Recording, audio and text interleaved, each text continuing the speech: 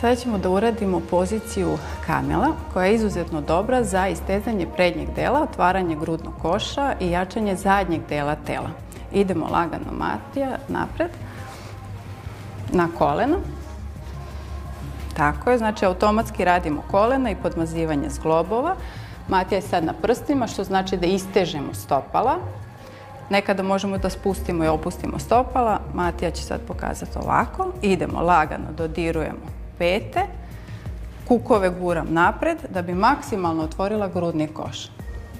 Maksimalno istezanje štitne žlezde, jačam ruke i se oslanjam, ceo prednji deo radi istezanje. Rade unutrašnji organi,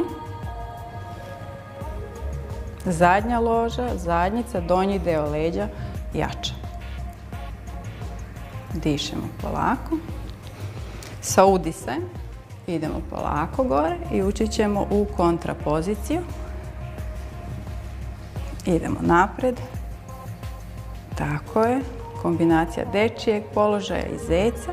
Pozicija koja nam ponovo otvara skroz grudni koš, međurebrene mišiće, opusti nam vrat, glavu, ruke. Karlica je skroz otvorena, prepone. Ostajem u poziciji samo onoliko koliko mi prija. Nikada ne trpimo nikakve bolove.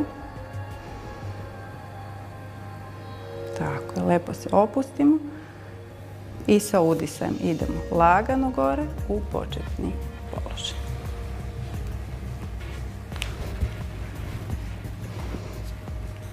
Udisaj, osjetiti telo.